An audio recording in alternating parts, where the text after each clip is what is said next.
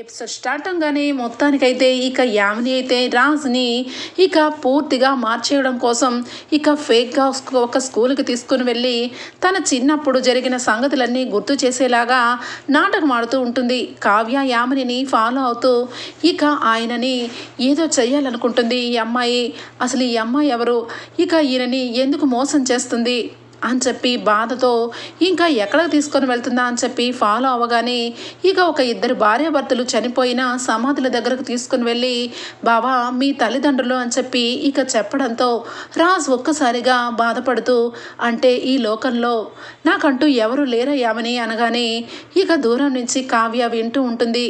ఏమండి మీకు పెద్ద కుటుంబమే ఉంది, నీ భార్యని నేనున్నాను, మీ అమ్మ మీ నాన్న అందరూ ఉన్నారండి. ఈ విషయం మీ దగ్గరకు వచ్చి మిమ్మల్ని పట్టుకొని మీకు చెప్పాలని ఉంది, కానీ చెప్పలేని పరిస్థితి. నా మూలంగా మీరు మళ్ళా కోమాలోకి వెళ్ళిపోతే మాకు దిక్కెవరండి అని చెప్పి ఇక దూరం నుంచి అనుకుంటూ బాధపడుతూ ఉంటుంది. ఇక వెంటనే యామిని అయితే అయ్యో బావా ఏం మాట్లాడుతున్నావు బావా, ఈ లోకంలో నేను లేనా నీకోసమే కదా బావా బ్రతుకుతున్నాను. ఇన్ని నెలలు మీరు కోమాలో ఉన్న నీ గురించే ఆలోచిస్తూ నీ దగ్గరే సేవలు చేస్తూ ఎప్పుడెప్పుడు నువ్వు మళ్ళా మామూలు అవుతావా అని చెప్పి ఎదురు చూస్తున్నాను బావా అని చెప్పి కావాలని ఇక ఎంతో ప్రేమ ఉన్నట్టు రాజ్ని నమ్మిస్తూ ఉంటుంది. ఇక కావ్య అయితే చాలా కోపంతో ఎవరి అమ్మాయి కావాలని ఆయనని బావా అని పిలుస్తుంది, పేరు కూడా రామ్ అని పిలుస్తుంది. ఆయనని ఏం చేయాలని చూస్తుంది, అసలు లేని లోకాన్ని తీసుకొచ్చి ఆయన కళ్ళ ముందు పెట్టి ఇక చిన్నప్పటి నుంచి ఇక జరిగినవన్నీ అబద్ధాలని చెప్తుంది. అసలు ఎవరి అమ్మాయి అని చెప్పి కోపంతో ఇక వాళ్ళిద్దరిని ఫాలో చేస్తుంది కావ్య. ఇక రాజ్ కావ్య అలాగే యామిని ఇద్దరు కూడా ఇక ఇంటికి వెళ్తూ ఉండగా వెనక నుంచి కావ్య కూడా ఇక బయలుదేరుతుంది. దూరంగా ఇక ఆగి ఇక యామిని అలాగే రాజ్ లోపలికి వెళ్ళడం గమనిస్తుంది.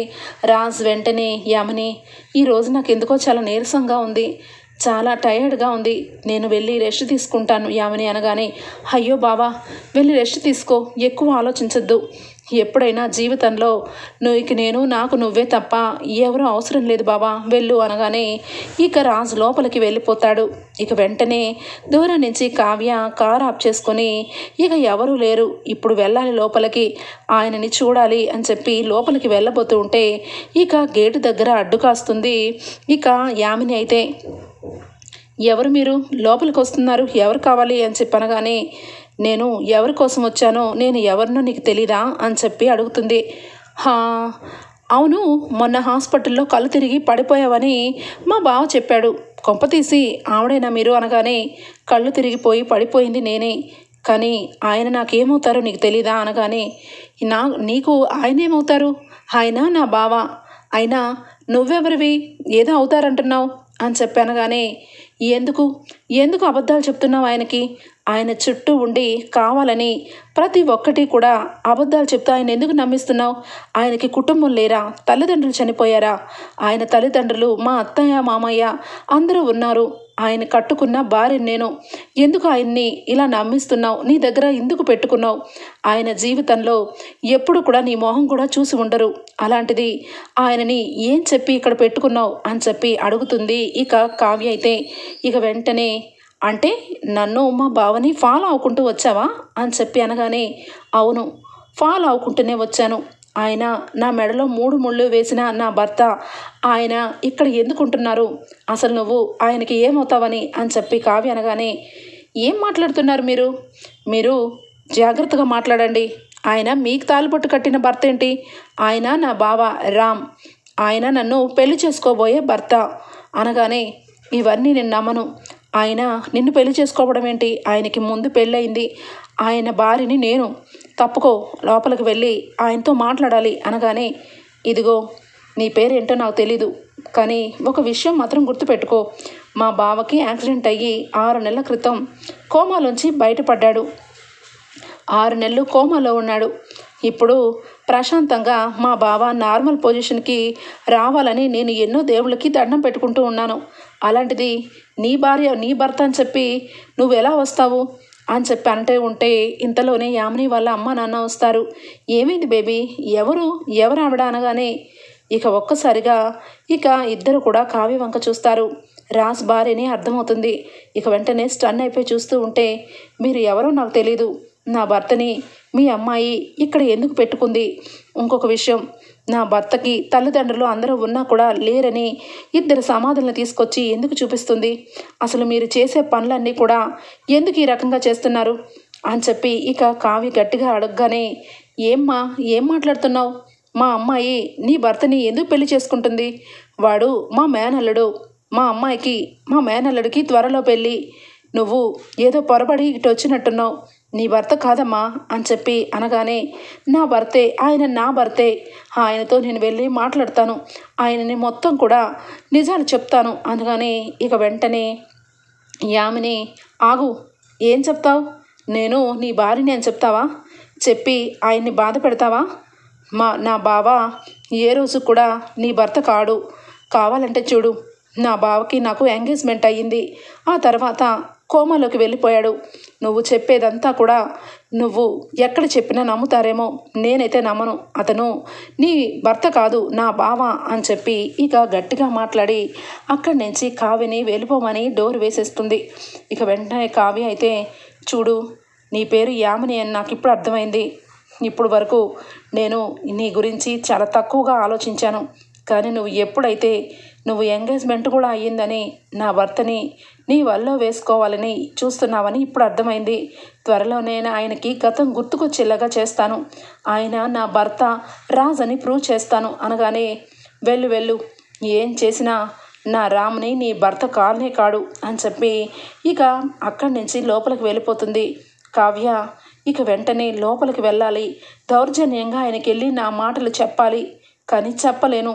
అలా అని చెప్పి ఆయన గతం గుర్తు చేస్తే ఆయన ప్రాణాలకే ప్రమాదమని డాక్టర్ చెప్పారు. ఇప్పుడు ఏం చేయాలి నేను? ఏం చేస్తే నా భర్తని నాతో పాటు ఇంటికి తీసుకొని వెళ్తాను అని చెప్పి ఆలోచనలో పడుతూ ఇక నడుచుకుంటూ వస్తూ ఉంటుంది కావ్య. మొత్తానికైతే ఇక్కడ ఇలా ఉంటే ఇంటిలో మరొక రకంగా ఉంటుంది. అపర్ణ పరిస్థితిని చూసి ఇంట్లో అందరూ కూడా బాధపడి ఇక మొత్తానికైతే అపర్ణకి ధైర్యం చెప్తూ ఉంటే, రుద్రాణి మాత్రం ఇంకొక విధంగా ఆలోచిస్తుంది. ఇక వెంటనే ఇక డాక్టర్కి అలాగే ఫోన్ చేస్తుంది.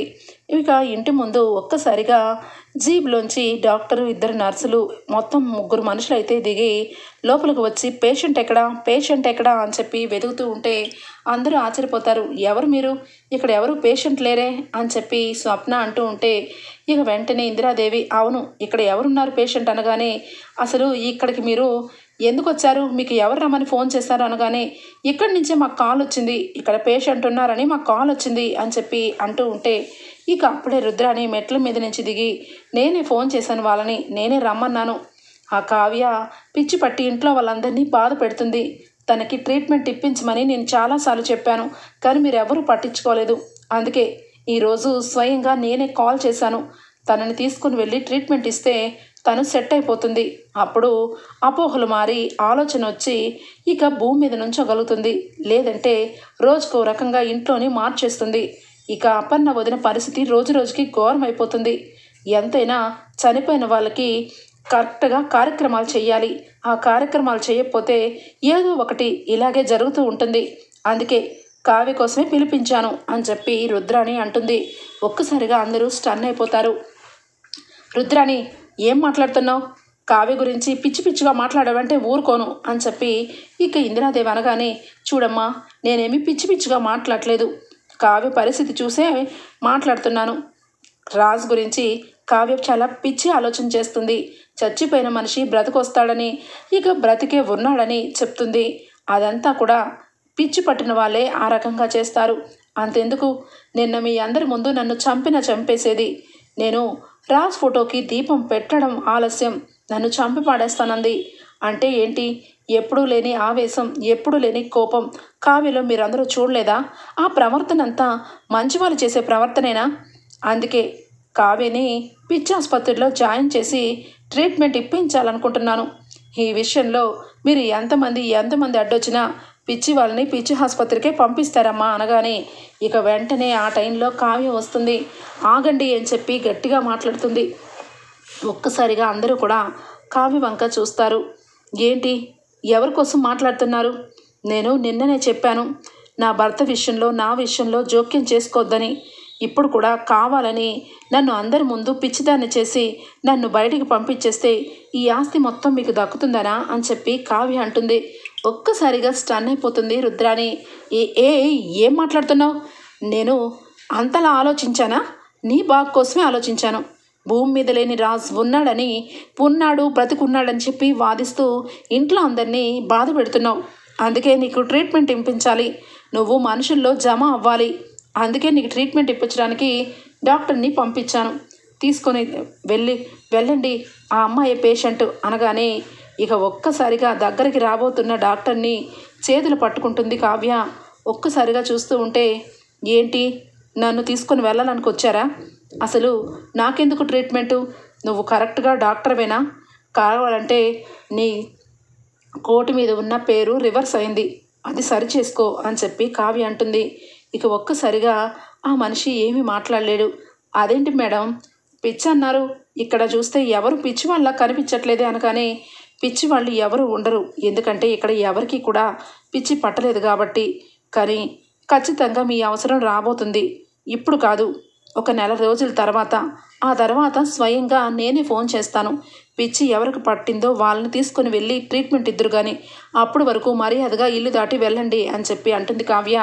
ఇక వాళ్ళు వెంటనే అక్కడి నుంచి వెళ్ళిపోతూ ఉంటే, ఏయ్ మిమ్మల్ని ఎందుకు పిలిపించాను?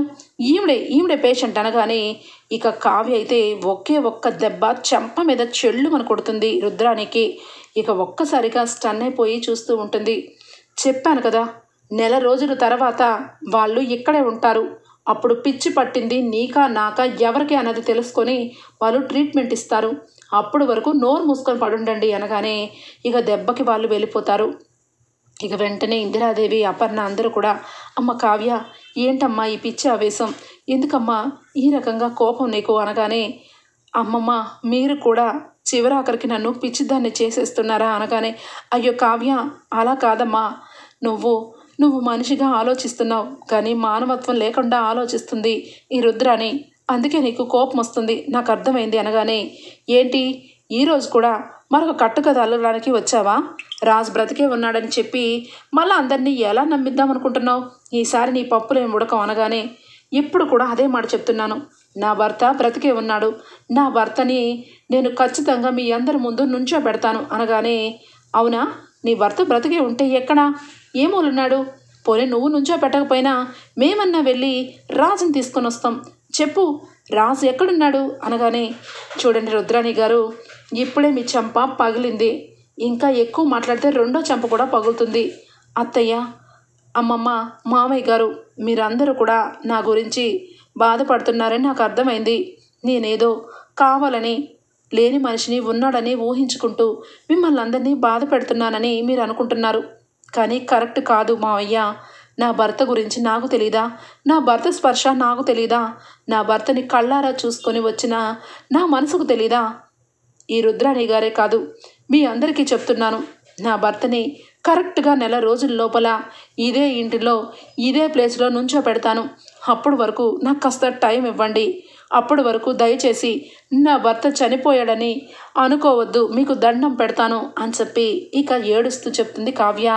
ఒక్కసారిగా దుగ్గిరాల కుటుంబం ఉలిక్కి పడుతుంది.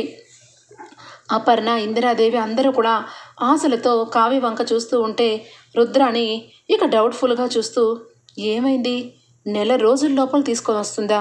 నిన్నటి వరకు చూశాను అంది, ఈరోజేంటి ఏకంగా ఇంటికి తీసుకొస్తానంటుంది? కొంప తీసి రాజ్ బ్రతికే ఉన్నట్టు కావ్యకి నిజం తెలిసిపోయిందా అని చెప్పి మనసులో అనుకుంటూ ఉంటే ఇక వెంటనే స్వప్న, అప్పు అదే టైంలో కావ్య మాటలకి, కావ్య నువ్వు చెప్పినట్టుగా నెల రోజుల లోపల రాజుని తీసుకురావాలి, ఒకవేళ బావని తీసుకురాకపోయి ఉంటే మాత్రం నువ్వు ఒప్పుకోవాలి, నీకు ఏదో జరిగింది, ఏదో అపోహలో ఉన్నావని, అది గుర్తుపెట్టుకొని నువ్వు ఈ ఛాలెంజ్ చెయ్యి అని చెప్పి స్వప్న అంటుంది. చూడక్క, నేను ఛాలెంజ్ చేయట్లేదు, నిజంగానే నా భర్తని తీసుకొస్తాను. నా భర్తని ఇంటికి తీసుకురావాలంటే నాకు ఖచ్చితంగా నెల రోజులు పడుతుందక్క, అందుకే తప్ప నేను ఎవరి మీదో ఛాలెంజ్ నెగ్గాలని కాదు, ఎవరినో ఓడించాలని కాదు, నా బ్రతుకులో నేను గెలవాలి, నా భర్తతో ఇంట్లో నేను ఉండాలనే కోరుకుంటున్నాను, అని చెప్పి అక్కడి నుంచి లోపలికి వెళ్ళిపోతుంది కావ్య. ఇక ఒక్కసారిగా ఇంట్లో అందరూ కూడా రాజ్ ఇక ఎప్పటికొకప్పుడు కావ్య తీసుకొని వస్తానన్న మాట ఇక అపర్ణ మనసు అయితే చాలా రిలీఫ్ చేస్తుంది. ఇక వెంటనే అప్పు కావ్యక్క సారీ అక్క, నేను మధ్యలోనే దిగిపోయి అర్జెంట్ ఫోన్ కాల్ రావడం వల్ల వెళ్ళిపోయాను. బావ విషయంలో ఒక క్లారిటీ వచ్చే ఉండొచ్చు. ఏమైందక్క, హాస్పిటల్కి వెళ్ళావు కదా, అక్కడ బావ కనిపించాడా అనగానే అప్పు బావ కనిపించాడు, కానీ బావ వెనకాల చాలా పెద్ద వల మాత్రం తయారైంది అనగానే ఏమైందక్క, ఎందుకలా మాట్లాడుతున్నావు? బావ కనిపిస్తే నువ్వు తీసుకొని రావాలి కదా, మరి ఎక్కడున్నాడు బావ?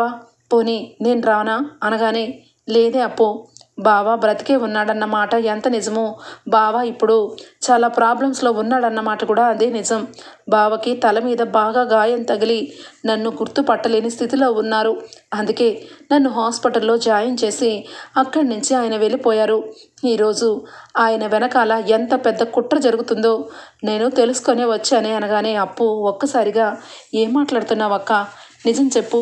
బావ వెనకాల ఎంతోమంది ఉన్నా నేను తీసుకొని వస్తాను చెప్పక్క అనగానే ఒకసారి ఈ వీడియో చూడు అని చెప్పి ఇక కావ్య చూపిస్తుంది అప్పుకి. ఇక వీడియో ఇక సీసీటీవీ ఫుటేజ్ ఇక కనపడుతూ ఉంటుంది. ఎప్పుడైతే రాజ్ డాక్టర్తో ఇక యామిని డాక్టర్తో మాట్లాడుతున్నప్పుడు కావ్య రాజ్ని వీడియో తీస్తూ ఉంటుంది. ఇక ఆ వీడియో క్లిప్ని అప్పుకి చూపిస్తుంది.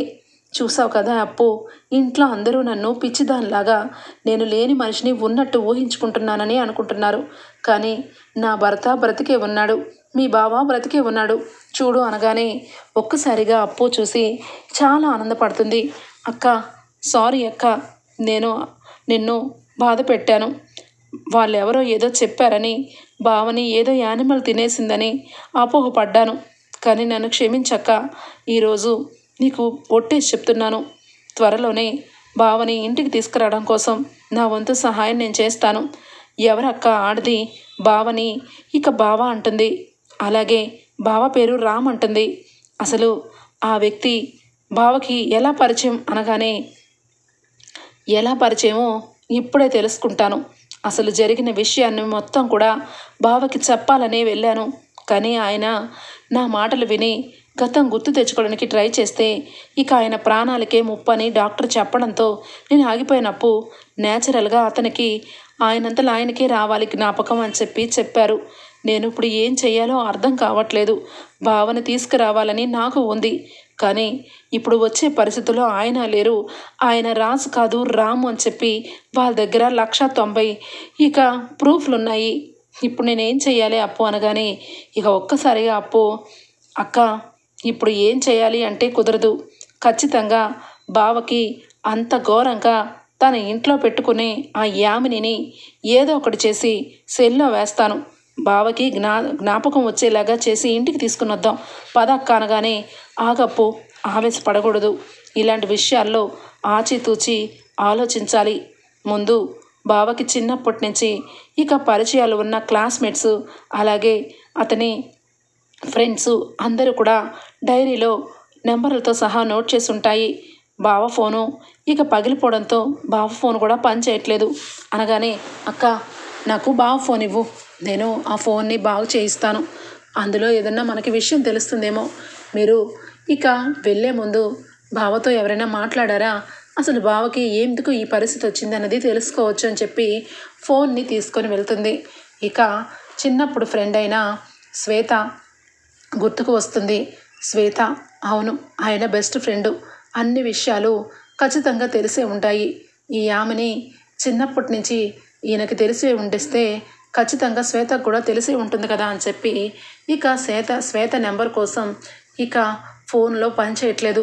అలా అని చెప్పి ఇప్పుడు నెంబర్ కూడా ఎలా రా భగవంతుడా అని చెప్పి మొత్తం చూస్తూ ఉంటే ఇక షెల్ఫుల్లో ఇక యామినితో రాస్ కలిపి దిగిన ఫోటోలు అయితే బయటపడతాయి. ఒక్కసారిగా కావ్య షాక్ అయిపోతుంది. ఇక ఆ ఫోటోలు వెనకాల హార్ట్ షేప్ వేసుకొని ఇక యామినితో ఇక లవ్లో ఉన్నట్టు రాస్ ఒకప్పుడు ఫోటోలు అయితే బయటపడతాయి. అవన్నీ చూసి కావ్య ఇక షాక్ అయిపోతుంది. ఇక అప్పుడు అర్థమవుతుంది కావ్యకి, అంటే ఈయనతో పాటు ఈ యామిని ఒకప్పుడు ఇంత క్లోజ్గా ఉంది అంటే తిను ఖచ్చితంగా కాలేజ్ మెట్టే అయి ఉండొచ్చు. కాలేజ్ మెట్ అయితే శ్వేతకి ఖచ్చితంగా తెలిసిద్ది అని చెప్పి ఇక శ్వేత నెంబర్ కోసం మొత్తం వెతకగానే ఎక్కడా కనబడదు.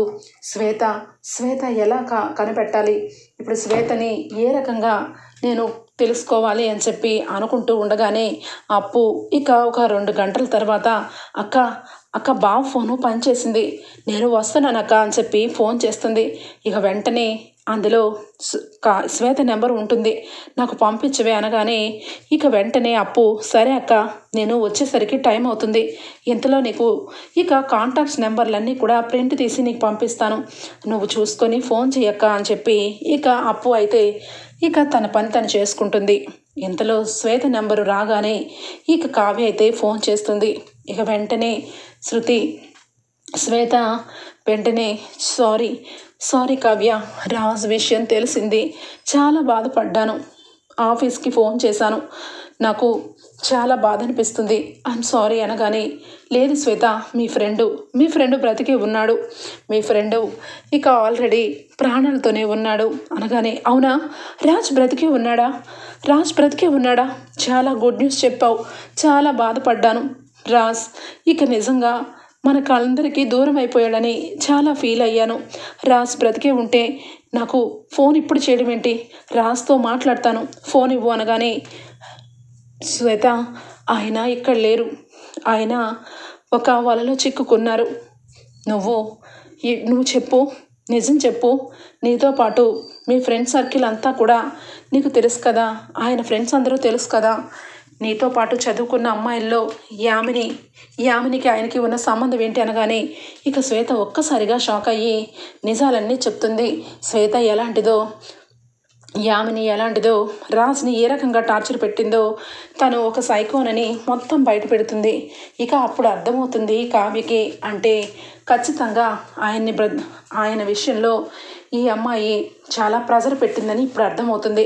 ఈయన ఈ విషయం నా దగ్గర చెప్పకపోయేసరికి నేను ఆ అమ్మాయి ఎవరా అనుకున్నాను అని చెప్పి సరే శ్వేత చాలా థ్యాంక్స్ అని చెప్పి ఫోన్ పెట్టేస్తుంది. ఇంతలో అప్పు వస్తుంది. అప్పు రాగానే ఇక సిమ్ కార్డ్ వేసి మొత్తానికైతే ఫోన్ని ఇక రీస్టార్ట్ చేయగానే ఇక చాలా విషయాలు అయితే తెలుస్తాయి. ఇక శ్రీశైలం వెళ్ళే ముందు రోజే రాజ్కి ఇక డాక్టర్ ఫోన్ చేసిన విషయం, ఇక అక్కడి నుంచి యామిని కూడా ఫోన్ చేసిన విషయం, ఇవన్నీ కూడా అప్పు ఇదంతా చూస్తుంటే నాకు ఒకటే అర్థమవుతుంది, ఈ విషయంలో ఏకంగా నన్ను చంపాలని ప్లాన్ చేసి ఉండొచ్చు, కానీ నేను బ్రతికి ఇక ఆయన తీసుకొని వెళ్ళిపోయింది యామిని, నేను వెళ్ళినప్పుడు కూడా ఏమీ తెలియనట్టుగా నటించింది. ఇప్పుడు నాకు ఒకటే అర్థమైంది, ఆయన కోమాలోకి ఏమీ వెళ్ళలేదు, ఆయన కూడా నాలాగే మెలకువలో ఒక్క రోజులోనే బయటపడ్డారు, కానీ గతం మర్చిపోయారు, అతన్ని ఇక గతం గుర్తు చేసి ఇక ఇంటికి తీసుకురావడమే మిగిలింది, పదవే అప్పు అని చెప్పి అనగానే పదక్క దాని సంగతి తెలుస్తాను, దానికి ఎంత ధైర్యం, బావని పేరు మార్చి అన్ని ఫ్రాడ్గా చూపించి బావని ఏం చేయాలని చూస్తుంది, దాని సంగతి తెలుస్తాను పద అని చెప్పి ఇక అప్పు అలాగే కావ్య ఇద్దరు కూడా నెల రోజులు టైం అడిగినా 2 రోజుల్లోనే పని మొత్తం ముగిసిపోతుంది. ఇక ఇంతలోనే రుద్రాణి ఇక అప్పు కావ్య మాటలు విని రుద్రాణి ఇక వెంటనే యామినికి ఫోన్ చేస్తుంది. యామిని ఏంటి, నువ్వు చాలా తెలివిగలదాను అనుకున్నాను, కానీ ఇంత పిచ్చిదానివని అస్సలు అనుకోలేదు, ఏదో ఒక రకంగా రాజ్ చచ్చిపోయాడని ఇంట్లో నమ్మించమని నాకు చెప్పి నువ్వేమో చక్కగా కావ్యకి అప్పుకి దొరికిపోయేలాంటి క్లూలు వదిలేసావు అని చెప్పి అనగానే ఏం జరిగింది ఆంటీ, ఏమైంది, ఆ కావ్య గురించి ఇక ఏదో చెప్పాలనుకుంటున్నారు, ఆ కావ్య ఏమీ చేయలేదు, నా వెనకాల ఫాలో అయ్యింది, నేను ఆ కావ్య ఉందని తెలిసే ఇక నేను కూడా కావ్యకి అన్ని విషయాల్లోనూ నా రామ్ అనేలాగా నిరూపించాను, తను ఏమీ చేయలేదు, రాజ్ ఇక అందరి దృష్టిలో చనిపోయాడు, రామ్గా పుట్టాడు అని చెప్పి అంటూ ఉంటే చాలు ఆపు, నువ్వు అన్నదంతా కూడా నమ్మేసి నా భర్త కాదు అని చెప్పి నార్మల్గా వచ్చేస్తుంది అనుకుంటున్నావా కావ్య అంటే, ఆ కావ్య చాలా తెలివిగలది, చదువుకున్నది తక్కువే కానీ తెలివితేటలు మాత్రం ఎక్కువ, ఫస్ట్ రోజు నుంచి రాజు బ్రతికే ఉన్నాడు అని చెప్తూనే ఉంది, ఈరోజు ఏకంగా నెల రోజుల లోపలే తీసుకొస్తానని శపథం చేసింది, కానీ నెల రోజుల టైం ఉంది కదా అని చెప్పి అనుకున్నాను. కానీ ఇక ఖచ్చితంగా నీకు మూడిపోతుందని అసలు ఊహించలేదు అనగానే, ఏం మాట్లాడుతున్నారు, నాకు మూడడం ఏంటి అనగానే, అవును మరి ఈరోజు అప్పు కావ్య ఇద్దరు కూడా మీ ఇంటికి రాబోతున్నారు అనగానే, ఏంటి ఇంటికి రాబోతున్నారా, ఇంటికి వచ్చినా ఏమీ చేయలేరు, ఇక రాజ్కి సంబంధించినవన్నీ కూడా మార్చేశాను, రాజ్ కూడా సిద్ధపడాడు వెళ్ళడం కోసం, ఇక రాజ్ నావాడు అనగానే, అదంతా ఒకప్పుడు వాళ్ళు సామాన్యుడు కాదు, వచ్చి రాజుకు సంబంధించినవి ఏవన్నా తెచ్చి చూపించి రాజుని వాళ్ళతో పాటు తీసుకొని వచ్చేస్తారు, కాబట్టి నువ్వు రాజుని తీసుకొని ఎక్కడికైనా వెళ్ళిపో, కొన్ని రోజుల పాటు ఎవరికి కనిపించద్దు, రాజుని వెంటనే తీసుకొని వెళ్ళిపో అని చెప్పి అంటుంది రుద్రాణి. ఇక వెంటనే యామిని రాజ్ బాబు ఇక రామ్ అని చెప్పి రామ్ని లేపుతుంది. ఇక ఇంట్లో వాళ్ళు, ఏమైందే, ఏం మాట్లాడుతున్నావు, ఎవరు ఆవిడ అనగానే, రామ్కి మేనత్ అవుతుంది, కానీ ఈరోజు ఇక నేను రామ్ ఇక్కడ ఉండట్లేదు, కొన్ని రోజుల పాటు ఎక్కడికైనా వెళ్తాము అని చెప్పి అనగానే, ఏంటే నువ్వు చేస్తుంటే నాకెందుకో భయం వేస్తుంది, ఈరోజు కావ్య చాలా బాధతో చాలా ఏడుస్తూ ఇక తన సౌభాగ్యం గురించి అలా అడుగుతుంటే నాకు చాలా జాలనిపించింది, ఇక నువ్వు చేసేది తప్పనిపిస్తుంది బేబీ అనగానే, చాలా ఆపండి, మీ ఇద్దరు కలిపి ఏం చేసినా కూడా నాకు నా రాజే కావాలి, నేను రాజ్ వెళ్ళిపోతున్నామని చెప్పి రాజుని లేపి, మనం అర్జెంటుగా ఒక దగ్గరికి వెళ్ళాలి, నీకు ఒక సర్ప్రైజ్ ప్లాన్ చేశాను అని చెప్పి అనగానే, రాజ్ ఏంటి, ఏం సర్ప్రైజ్, నాకంతా తలనొప్పిగా ఉంది, నేను ఎక్కడికి రాలేను అని చెప్పి రాజ్ అంటూ ఉంటాడు. రావాల్సిందే బావా అని చెప్పి చాలా సైకోలాగా మారుతూ ఉంటుంది. ఇక అప్పుడే కావ్య అప్పు పోలీసులతో ఇంటికి వస్తారు.